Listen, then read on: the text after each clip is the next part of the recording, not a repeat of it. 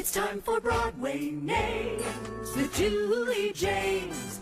Broadway Names with Julie James. Broadway Names with Julie James in the studio at SiriusXM on Broadway. And I am so thrilled to welcome a lady doing her Broadway debut. Doing? Why did I just say that? Because I'm doing it. Yes, you are doing it. I am doing that, doing it. Welcome to Broadway, Maura Tierney. Hi, Hello. how are you? I kind of made you Maura. I know. It's like I wanted to get all the letters in there. I don't know. I noticed, but wasn't going to say anything. Yeah, it's really more Mara, right? It's Maura, yeah. Maura. That's how I say it. It's like Laura with an M. Oh, very good. I like that. People Helpful call hints. me Moira. People call me Mara. It seems like a simple enough name to me, but Yeah, I don't but know. no, People yeah, have problems with it. I don't know. I just apparently needed it to have all of the letters needed their attention. All right, well, then they appreciate that. Yeah, well, and I appreciate the fact that I was reading that you're no stranger to the stage, but here we are getting a Broadway debut from you in Lucky Guy, which is the talk of the town with Tom Hanks. All the crowds gathering along the streets. The crowds are crazy. It's unbelievable. There's like 4 horses there every night. There are. I know. It's yes, and a team of white ponies. But it's just been incredible to have Tom Hanks and your incredible company, yourself included. I loved the show. I loved the hard-boiled sort of look at New York, the way that it was really around the time that I was moving here. So it really, and of course, journalism being a mere shadow of itself. It was fun to see, get a little look inside the old days of breaking stories and breaking news. Yeah. So tell us more about your experience of bringing this story to life on stage. Well, the nostalgia for that time had a lot to do with how George C. Wolfe directed this. That is when he moved to New York as well. I think Tom was there. I came to New York in 1983 to go to school. So a lot of people there are old. No, have memories of that time, and it was it's poignant to remember New York when you first get there, whenever it is. So I think Nora had a deep affection and nostalgia for the journalism part of that story and wanted to tell that story about how that felt and the loss of that. And I think George wanted to tell the story of New York and how New York felt. So those things melded. Yeah, is that the word? Sure is. Melded together, and that's sort of what the product is of the show. I think. Yeah. And what is your experience of sort of bringing this posthumously for Nora Ephron to the stage?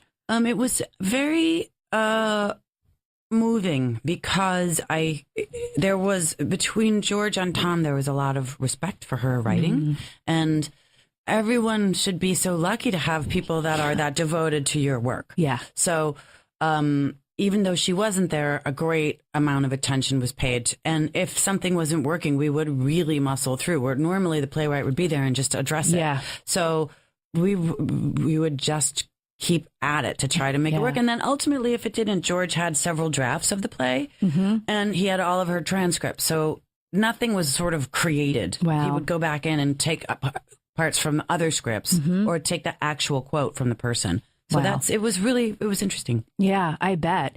And there's no doubt about the incredibly special relationship that Tom Hanks must have had with her, having done so many of her words. Right. And then he'd say, if anything was tweaked, he'd say Nora would be okay with that. Yeah. But it happened very, very, not a lot. Really not a lot. Fascinating.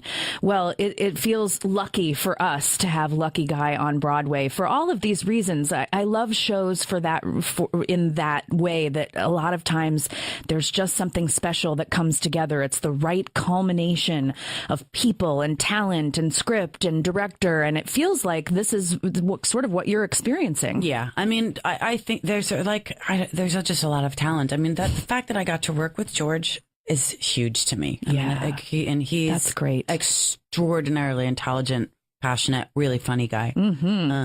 And of course, Tom Hanks is, the greatest guy in the world. You get to be his wife on stage. That's what I say. 8 times a week. My job is to love him, and it's not hard to do. I love that. It very easy.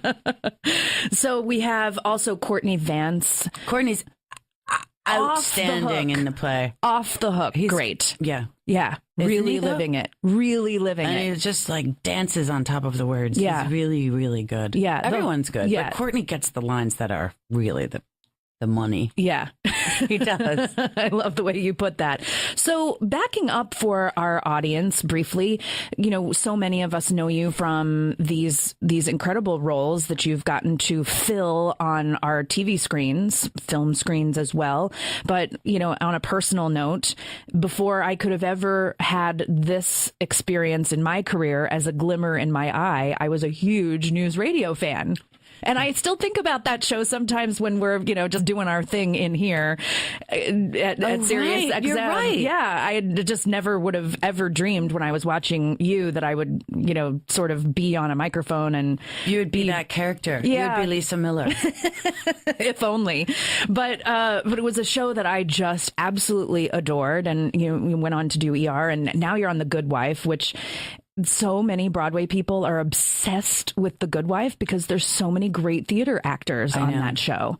I mean, we're talking Christine Baranski and Alan Cumming and T.R. Knight. And I know upcoming is like Anna Gasteyer and Dylan Baker. And I mean, these are all, people that we love to watch on stage. And I think Broadway people love when they see their people because we feel like we own them. No, I get it. I mean, screens. but even if you're not a Broadway, I wouldn't consider myself a Broadway person yet. But You are now. But when I watched The Good Wife, I haven't watched it in a bit, but I was a fan of the show, and it's like there's just great guest actors every single week. Every single time. Yeah, it's so much fun. It is so much fun, and I feel like it gives us a new reason to tune in all the time because we're like, oh, who's going to be on it this week? Who's going to be on it? Agree. Yeah, it's like addictive in that way because it just makes you want to tune in to see what's up with that. Yeah. So, but again, backing up, I completely went along the garden trail there. But what I really want to get out there for people that know you from series television is that I'm just picking up on vibes from little things that I've read here and there that you really did love the stage. And did you move to New York to go to NYU? I'm from Boston. I went to NYU, so I lived here then, and then I've always maintained some form of an apartment in New York, even though my jobs have been mostly in television. So I've always considered myself. I don't know if I would call myself a New Yorker, but I guess maybe I am. I don't know. I think an honorary one. Okay. Yeah.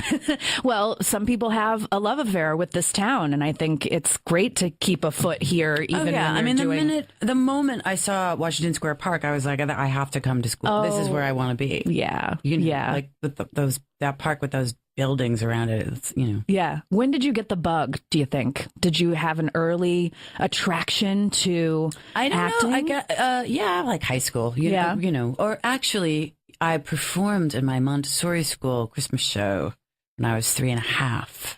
That was the first time I performed. Maybe I was 4. I think I have a Christmas pageant debut of some sort in my past. Were you an angel? That's what I think I was one of the 12 days of Christmas, and I was one of the dancers dancing. Oh, see, we had nuns, so we had a holy one. Yeah, of course. We were the pagans over here celebrating Christmas.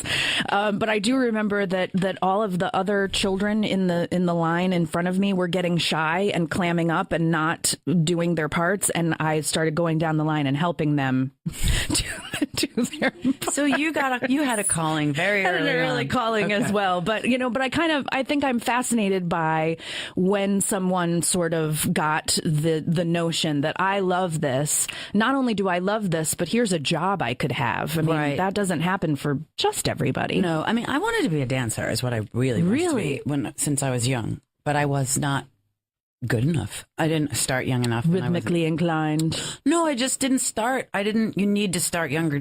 That job is the hardest job in the world. And it's, I love watching dance, but That was my first thing that I really wanted to do. Yeah. And then when I realized I was not going to do that, I switched my focus. Like, what to else acting. can I do? Yeah. That would be close to that. I love that. Necessity being the mother of invention Sort or of, something yeah. like that. Yeah. I'm going to do this. I just don't know which way it's going to be. Yeah. Right. Yeah. And then do you remember, all of a sudden a crazy factoid is coming into my brain that you got to do God of Carnage. Yeah, in Dublin. In Dublin? Yeah. You have to tell us about that. Oh, it was really fun. I mean, the Gate Theater is a beautiful little theater it is little, but it's gorgeous in Dublin. And I was working with 3 Irish actors. I just emailed them the other day because I missed them all. And we had a blast. I mean, the director was sort of not very good. I'm just going to say it.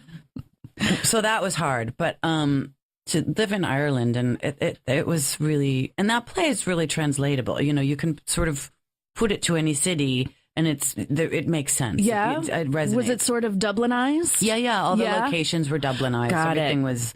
So, but I mean, that's it. Just the locations. Okay. So, but the subject matter itself could, all of the meat of the play remained. Yeah. It was really, really fun. Wow. I love that play and Me too. was lucky enough to see it twice. Me too. Really? I saw it 2 times. Yes. On the Broadway? Yes. Nice. Yeah. Yeah. I went and I loved it, and then I took my parents. 'Cause I wanted them to see A it. nice family story. Yeah. Well, we are talking with Maura Tierney about Lucky Guy and Good Wife and all kinds of fun stage stuff, picking your brain here at SiriusXM and returning to Lucky Guy. Of course, we now have an extension for you at the Broadhurst. Yes. And so that's like summertime. Right? Summer. Yeah, is that it's July extended something? till July 3rd. Yeah. So it's just a couple of weeks extension. Yeah, very good for anyone listening that's going to be visiting New York, because of course we have our national audience listening. Oh, good. So people that are going to be making their plans to come into town after school is out, I feel like that's when we get a big new burst of people coming into New York City. There seems to be a very large burst right now. There's a every burst. single night in Yeah. Times Square. It's crazy. It is bananas. Yeah. And so tell me about the fact that though you have been on stage many, many times, you are making a debut. And did that mean something to you? Yes, of course. I mean, like, it's something I think something I've always aspired to is to be on Broadway. Yeah. It's something that you sort of really, well, I don't know if everybody does, but I did. Yeah. And also having worked in television for so many years, to be like working in this community and continually being allowed to work in the community was a big deal to me. Yeah. So, and it's a big deal to deal with that large of a house. Yeah. Which I've never done before. Yeah. And just the energy that I need to put out to fill that up, and the energy that you get from 1,200 people, staring at you is, and that's not even one of the bigger houses. Yeah. But it's a different experience for sure. Yeah. It's one of the things that I enjoy about theater and that we talk about on this show quite a big amount is that the audience ends up playing their own character. I mean, they are the other character in the play. And so that means something to me that you're feeling that kind of energy and that. Oh, yeah. And I mean, George said that. George was like, now we find our next scene partner, which is the audience. And that's what we did in previews. In our play, we speak directly to the audience. Yes. So they really are part of it. Like, we are acknowledging them constantly that they're there.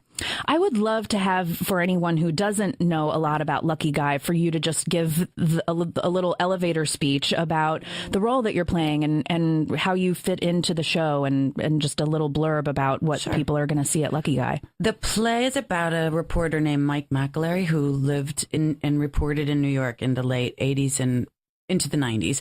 And he was a sort of really rough and tumble, kind of reckless journalist, hard-boiled kind of guy. And what the play is about is he's someone who arrives in New York with a lot of ambition and perhaps maybe not as much talent. And throughout the course of his sort of reckless, really adventurous career, he ultimately his talent kind of rises to meet his ambition and he wins a Pulitzer Prize. Yeah. So that the story is about, I think, ambition and talent and how some people are born with a little bit more of one than the other and how does that play out. And the play's about Mike and I play Mike's wife. Yes. Alice. Yes.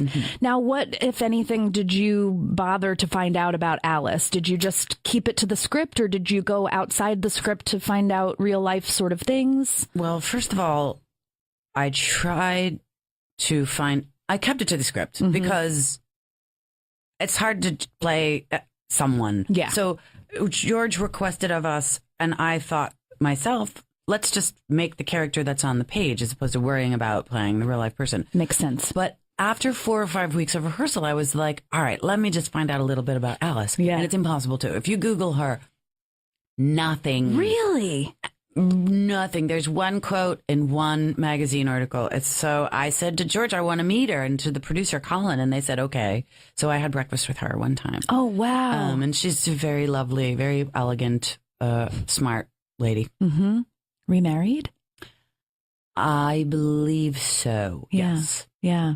He loomed so large. I mean, it was a name that I knew, even though I remember his picture and stuff like that. Yeah. Especially with a couple of the stories late in the career that, you know, the Pulitzer Prize win for the Louima case was really a big deal in my early years in New York. Yeah. So it was I loved the look into an era in New York that we're sort of beyond now, because even though our papers really do still, you know, hold an incredible place. I mean, they're iconic, New York Times, Daily News, but but you know, they still do. You're right. It's different because it's the internet and everything's different. And so like stories break, you know, at the moment it happens. But there was what was on the cover of the Daily News yesterday. Oh my about God, Wiener. the Wiener a little tip bit, or something. A little bit of Wiener. It was a snip.